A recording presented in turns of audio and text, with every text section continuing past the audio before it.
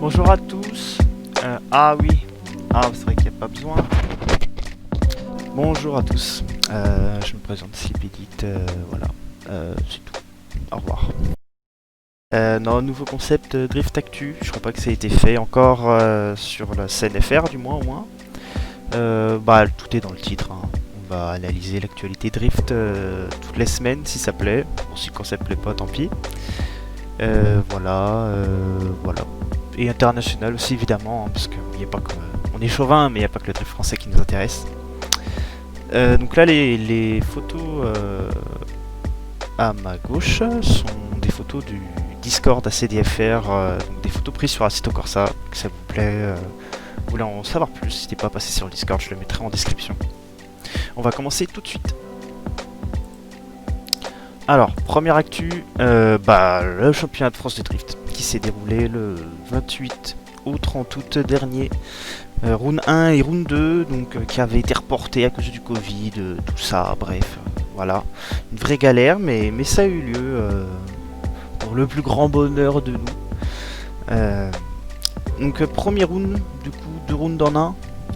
Un round le 29 si je dis pas de bêtises et l'autre le 30. Premier round victoire d'Axel François contre Benjamin Boulbès en finale. Bon bah Axel François on ne le présente plus, hein, pilote d'Hyperdrive.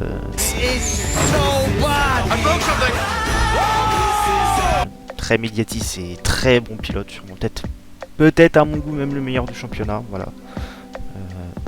Contre Benjamin Boulbès, bon bah pareil, hein, multiple champion de France, une machine qui marche du feu de Dieu, c'est une icône quoi dans le milieu du drift français.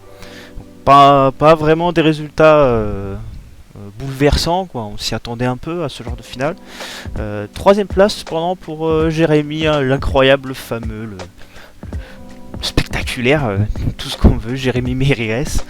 Donc ça fait plaisir de le voir là, surtout toute la team Kiwi qui a été aux anges évidemment. Et puis pareil, un round qui s'est déroulé en partie sous la pluie et vraiment du niveau incroyable, vraiment des très très beaux battles, des battles certains du niveau du Drift Master du DMEC.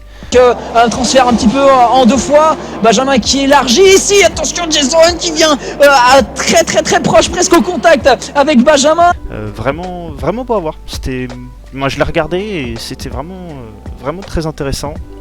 Pour ceux qui connaissent pas évidemment, voiture de Boulbès, la GT86 d'Axel François et du coup les deux bannets, donc la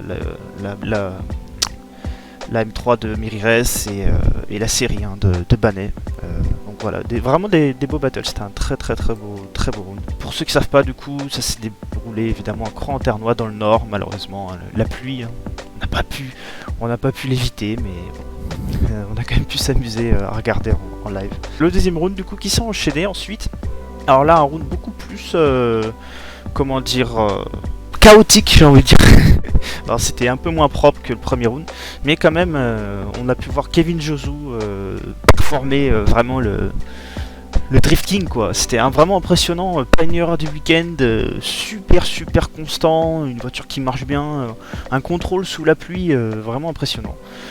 Et ensuite du coup le reste du podium qui est complété par la team SRG, assez pareil, inattendu. Quentin Nolplanck avec une S14 qui a pas tant de ça de chevaux, de ce que j'ai vu. Vraiment performance aussi ce week-end, Quentin. Et Antoine Amar du coup donc qui finit 3ème alors qu'il n'a officiellement plus de voiture parce que c'est plus sa RPS 13 à lui, c'est celle d'un de ses collègues, donc c'est voilà vraiment impressionnant quand même Antoine, malgré je pense peu d'entraînement, qui arrive quand même à finir 3ème, c'est très belle performance. Donc, Kevin Josu avec sa E30, Quentin de Blanc avec sa très belle S14, faut admettre, le kit est magnifique hein. Et la S13 donc du coup qui appartient à Pyro si je dis pas de bêtises, donc voilà. Et Monsieur Cormier aussi qui finit 4ème, très belle performance de sa part. On enchaîne tout de suite du coup sur pareil, donc l'After Movie qui est sorti par OC Productions, une vraie pépite. Bon malheureusement il n'y a pas le son, hein, je peux pas me permettre de le mettre, les droits vous connaissez, Strike, tout ça, bref. Mais foncez à le regarder, OC Productions nous a encore fait une pépite, c'est magnifique, voilà. Pas grand chose de plus à dire, malgré que ce gars a vraiment du talent. Allez checker ça. Ensuite, autre événement qui s'est déroulé du coup, cette fois-ci le 6 septembre, donc très récent, le Touguet Slide à Pipet, pas très loin de Grenoble. Donc ceux qui étaient dans le coin, j'espère que vous êtes allés voir parce que c'était vraiment sympa.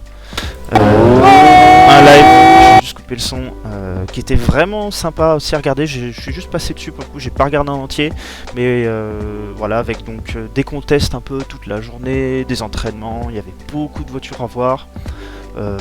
Vraiment sympa parce qu'en plus du coup c'était du Touguet, donc une piste assez difficile. Il y a eu quelques crashs, mais on aime bien aussi des fois avoir de la tôle froissée, je veux pas vous cacher. Alors qu'est-ce que vous avez fait là? Vous avez fait ça où les garçons? C'est quand même assez marrant, même si ça fait un peu moins plaisir aux pilotes.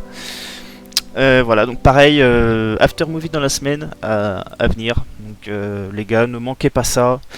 Voilà, des véhicules vraiment atypiques. J'ai vu qu'il y avait une Volvo. J'ai vu aussi sur les stories d'Axel François que ça avait l'air d'être un peu le bordel. Voilà, là on voit des drift trains, donc ça avait l'air vraiment sympa. Et voilà. Nouvelle news ensuite. Donc là, des news un peu plus au compte-goutte, on va dire.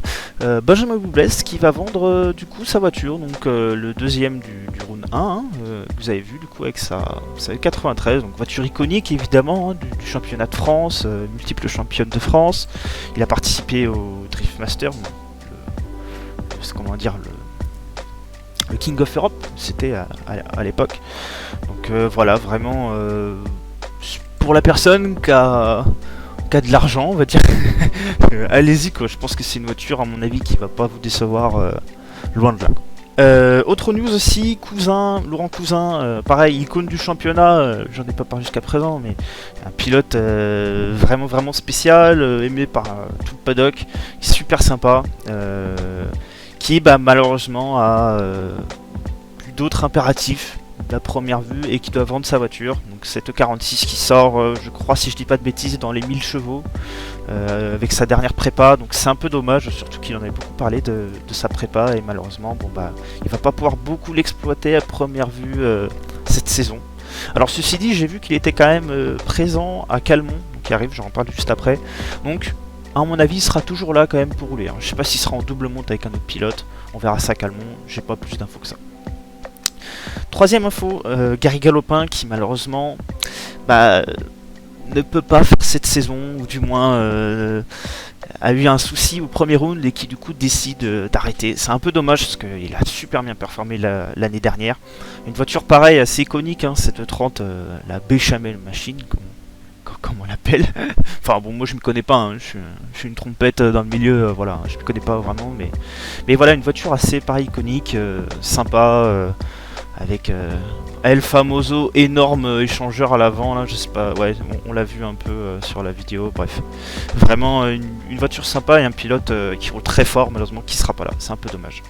Ensuite, évidemment, je pouvais pas passer à côté, le round 3 du championnat de France qui arrive aussi. Donc ce week-end, le 12 et le 13 septembre, à Calmont, le Touguet en plus, donc super impressionnant, faut pas manquer ça. Donc là on voit la liste des participants, évidemment, hein, c'est que du faire, hein, je n'apprends rien, ça se passe en France, heureusement. Voilà, si vous voulez voir ça, ça se passe dans le sud, pas très loin de Toulouse. N'hésitez vraiment pas, c'est sûrement le round le plus intéressant à voir, je pense, du championnat, même si tous les rounds sont sympas à voir, mais celui-là est vraiment cool. Je vous laisse sur 2-3 images du coup de OC Productions qu'il a fait l'année dernière, vraiment encore une super vidéo, si vous avez le temps, allez la checker. C'est très beau et c'est vraiment un round assez atypique. Il n'y a pas ça dans tous les championnats de drift. Ensuite, on va passer du coup aux actus internationales. Il n'y a pas grand chose, mais du coup je vais revenir un peu avant. Il y a eu du coup le DMEC, le seul round de cette saison malheureusement du DMEC, du Drift Master Grand Prix, autant dire le championnat drift européen, à Riga. Bon Riga par contre, voilà, heureusement ça s'est passé à Riga, c'est quand même le circuit quoi de drift, c'est le mythe ultime de tout drifter européen du moins. C'est Riga. Victoire de James Dean. Bon James Dean, voilà, si vous connaissez un peu le drift, que vous suivez un peu les compétitions de drift, James Dean c'est le GOAT quoi, c'est le monstre ultime. Il a gagné à multiples reprises le le DMEC, il a gagné le Formula Drift plusieurs fois. C'est le monstre quoi, il est trop fort, c'est impressionnant. Et du coup il gagne en finale contre Pieter Wisek, son collègue chez la Warfoes, mais on va en reparler tout à l'heure, juste après. En finale, et il y a eu vraiment beaucoup de rebondissements, il y a eu des voitures qui ont pris feu, il y a eu de la casse, il y a eu vraiment des battles super serrés, c'était vraiment, voilà, donc là vous pouvez voir, vous avez pu apercevoir James Dean sur sa Eurofighter, vraiment super sympa à voir, vous pouvez checker les replays si vous voulez, vraiment le DMEC c'est une valeur sûre, pour du spectacle en tout cas. Ensuite, donc la news, évidemment, là pareil, l'énorme news des dernières semaines, Warfoes du coup qui ne participera pas au Formula Drift. Et leurs pilotes du coup non plus malheureusement, donc James Dean et Pieter Wisek, donc les deux finalistes du DMEC, deux très bons pilotes malheureusement pas présents au Formula Drift alors que ça faisait plusieurs saisons qu'ils étaient coéquipiers. Ça c'était un peu le gros coup de massue. Alors c'est peut-être dû au Covid, je sais pas, à mon avis j'en sais rien. Mais il donne pas beaucoup plus d'explications, mais en tout cas c'est une perte un peu. Après j'imagine que ces deux pilotes là ils vont rebondir très facilement. J'ai aucun doute là-dessus. Et ensuite, dernière news aussi, donc on pouvait pas vraiment passer à côté, le Formula Drift, donc le début du coup, qui s'est passé du coup le 5 septembre. Très très très bon round. Malheureusement je l'ai pas vu en entier, j'ai vu que de quelques battles. Donc Frédéric Asbo qui a gagné du coup sur la toute nouvelle Supra, vraiment très belle. Rien à dire, elle avait l'air de marcher du tonnerre, donc bon, tant mieux. Deuxième, Ryan Turk, donc assez marrant de voir Ryan Turk qui avant roulait en GT86, maintenant le voir rouler avec la Corolla un peu, qu'avait Asbo, c'est voilà. La photo est assez marrante à voir quoi, pour ceux qui suivent le Formula Drift depuis quelques temps. Et Audi Batchis, du coup troisième, pareil très bon pilote, pas grand chose à dire de plus. Après c'est le Formula Drift, je pense qu'il y a pas mal de pilotes qui vont pouvoir du coup sauter sur l'occasion, comme il y a ni James Dean ni Pieter Wisek, quand même qui monopolisaient souvent les premières places. Là du coup comme ils sont pas là, je pense que ça laisse le champ libre à des pilotes du coup, des top pilotes, mais qui avaient peut-être un peu moins l'opportunité de performer, là du coup de maintenant. Donc pareil, un double round comme ce qui s'est passé au CFD, donc dans le même week-end, round 1, round 2. Deuxième round, celui-là du coup le lendemain, à Saint-Louis toujours, gagné ce coup-ci par Chelsea Denofa sur sa Mustang. Je suis vraiment content parce que Denofa, à chaque fois que j'ai regardé des lives du Formula Drift, c'était un monstre.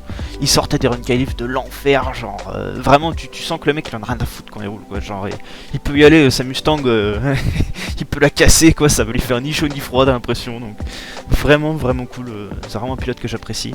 Audi Batchis deuxième, donc pour lui du coup très bon début de saison, troisième et deuxième, très régulier. Et troisième, Ryan Turk, pareil, qui a fini deuxième du round d'avant, fini troisième. Là on a Batchis et Turk qui commencent à prendre le large au championnat, mais bon, c'est vraiment ça promet pour la suite quoi. Je pense qu'on va avoir une saison de Formula Drift du coup peut-être plus serrée qu'avant, parce qu'avant c'est vrai qu'on avait James Dean souvent qui prenait large. Je parle aussi très rapidement du championnat tchèque. Non, je pense qu'on s'en bat les couilles, on a vu à peu près le plus important. Oubliez pas Calmont ce week-end, allez regarder ça en stream sur Facebook, la page Facebook du championnat de France du drift, la page YouTube aussi du CFD, et puis voilà, portez-vous bien, prenez soin de vous et à bientôt, ciao.